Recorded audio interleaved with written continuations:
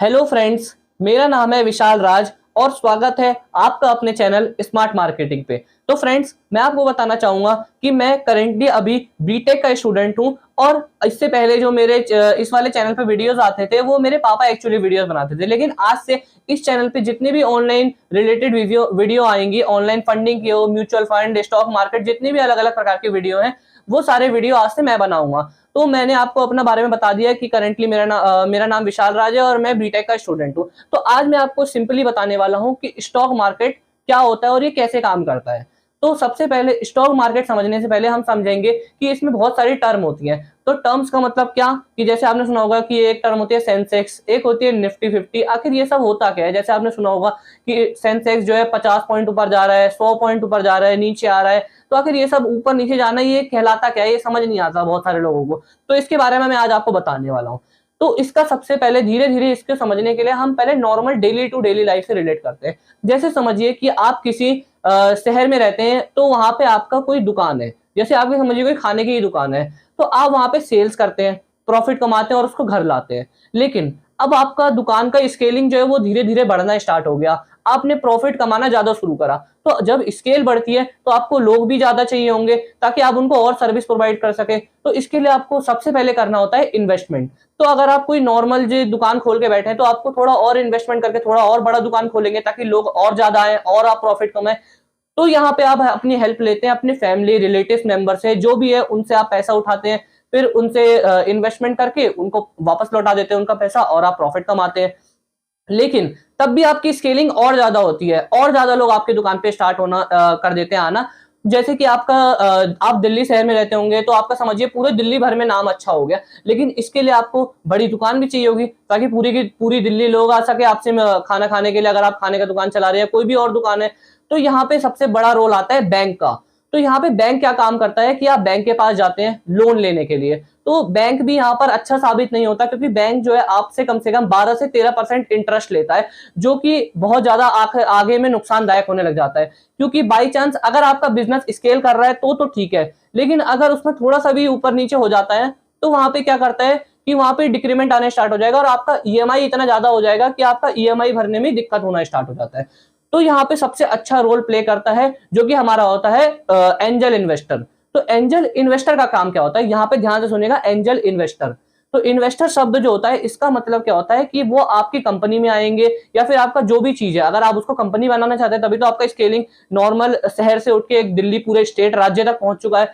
तो उसको अगर आप एक कंपनी बनाना चाह रहे हैं, तो यहाँ पे एंजल इन्वेस्टर आपसे पार्टनरशिप लेंगे। जैसे समझिए कि कोई आपके सामने एंजल इन्वेस्टर आया, उसने आपसे 10% लिया कंपनी का शेयर, और उसके बदले आपको 1 करोड़, 2 करोड़, 3 करोड़ रुपए दिए। तो यहाँ पे आपको क्या होगा कि उतना हिस्सेदारी, मतलब इन्वेस्टमेंट, एंजल इन्वेस्टर का मतलब क्या होगा कि उस कंपनी में उसकी 10% की हिस्सेदारी होगी और उसके बदले वो आपको 2 करोड़, 3 करोड़ रुपए दे रहा है उधार के तौर पे।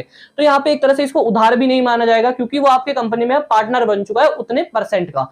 तो आपका और स्केलिंग बढ़ना स्टार्ट हुआ। लेकिन अब आपने समझा कि मेरा दिल्ली शहर जो है अच्छे से कवर हो चुका है, लेकिन अब मेरे को इसको और राज्यों में भी फैलाना है। जैसे दिल्ली के आसपास वाले राज्य कौन कौन से हो जाते हैं? यूपी है, आपका बिहार है, मध्य प्रदेश है, गुजरात है, और इतने सारे जो है यहाँ पर आप इसको फैलाना चाहते हैं। लेकिन फिर यहाँ पे जो है उनसे भी काम नहीं होगा, जो आपके एंजल इन्वेस्टर होते हैं। तो यहाँ पे काम आता है वेंचर कैपिटलिस्ट का।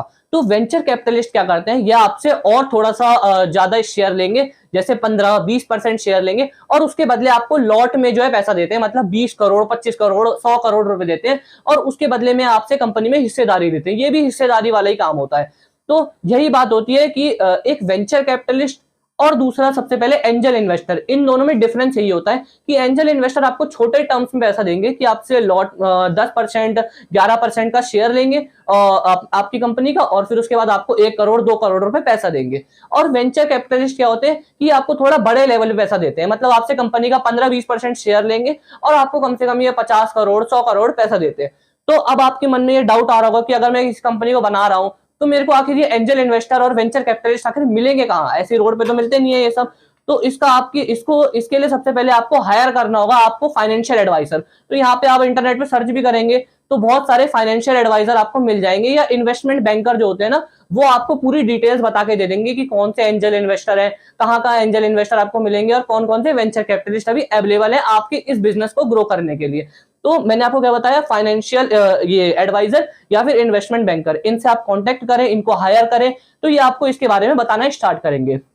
तब अब आप समझिए आपका स्केलिंग और अच्छा होता जा रहा है और अच्छा होता जा रहा है, तो आपने इसको नेशनल लेवल तक पहुंचा दिया पूरा। अब आप चाहते हैं कि मेरा पूरा इंडिया में प्रोडक्शन हो, लेकिन अब इंडिया में प्रोडक्शन के लिए ना तो ये एंजल इन्वेस्टर के बस का है, ना तो ये वेंचर कैपिटलिस्ट के बस का है। तो यहाँ पे अब मेन बात आती है आईपीओ की। जब एक कंपनी पब्लिक से लॉट लेती है, मतलब अपना शेयर पब्लिक को देती है और उसके बदले लॉट पब्लिक से पैसा लेती है, तो यहाँ पे क्या होता है, आईपीओ का मतलब मैं आपको बताता हूँ। IPO, initial public offering. Initial public offering का मतलब क्या, जो कंपनी है वो सबसे पहले मार्केट में आती है और वो पूरा अपना शेयर जो है लोगों में बांटना स्टार्ट करती है और उसके बदले लोगों से पैसा उठाना स्टार्ट करती है। तो मैं आपको एक एग्जांपल भी देता हूं, जैसे पेटीएम है, जब वो पहली बार आई थी तो उन्होंने अपना आईपीओ उठाया था, तो उन्होंने अपने शेयर का प्राइस फिक्स किया था। यहाँ पे अपने प्राइसिंग फिक्स करनी होती है कि इतने शेयर में इतने मेरा एक शेयर का दाम होगा और उसको लोग आके खरीदेंगे। तो जब पेटीएम ने अपना स्टार्ट किया था तो उन्होंने 2190 रुपए का अपना लगाया था शेयर का प्राइस, और उन्होंने टोटल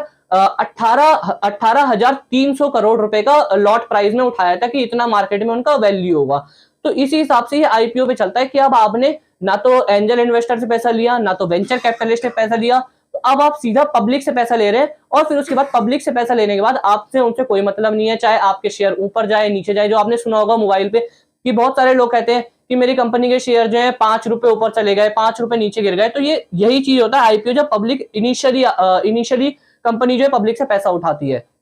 यहाँ पे आती है बात ये वाली। और फिर इसके बाद क्या होता है कि धीरे धीरे और आपने स्केलिंग अपना स्टार्ट करा, तो अब आप क्या करेंगे कि अब बैंक का तो जरूरत पड़ गई, क्योंकि अब आप नेशनल लेवल पे पहुंच चुके हैं।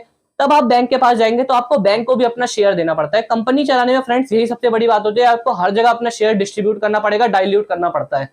तो आप जब अपना बैंक को शेयर देंगे तो उनको भी कम से कम समझिए 1000 रुपए का आपने उनको शेयर डिपॉजिट करा, तो आपको 600 650 रुपए का के आसपास का शेयर का लोन मिलेगा। तो इसी हिसाब से होगा कि आपने सुना होगा कि कंपनी के जो कहते हैं ना कि टीवी में भी आपने देखा होगा कि शेयर ऊपर जा रहे हैं तो मालिक जो होते हैं कंपनी के खुश हो जाते हैं, और नीचे जाते हैं तो मालिक जो है थोड़े से दुखी होने लग जाते हैं, घबरा जाते हैं।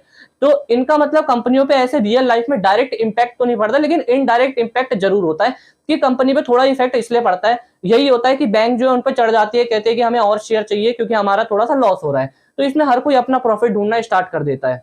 तो फ्रेंड इसी तरीके से आईपीओ जो मैंने आपको बताया इनिशियल पब्लिक ऑफरिंग, तो इसी तरीके से होता है एफपीओ। लेकिन एफपीओ जो है थोड़ा आईपीओ से अलग हटके होता है, यहाँ पे थोड़ा और अलग बात होता है। तो मैं आपको बताना चाहूंगा कि इसी तरीके से और भी तरीके की फंडिंग होती है, जैसे म्यूचुअल फंड, इनिशियल फंड।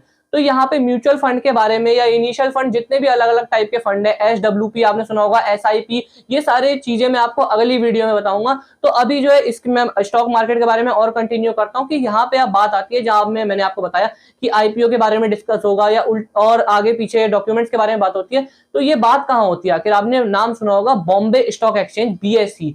तो बॉम्बे स्टॉक एक्सचेंज होता है 1827 में प्रेमचंद नाम का व्यक्ति था, उसने इसको स्टार्ट करा था। तो आज ये नेशनल लेवल पे भी जा चुका है, तो गवर्नमेंट ने भी इसको अपना लिया, तो उन्होंने भी अपना नाम रख दिया नेशनल स्टॉक एक्सचेंज, एनएसई।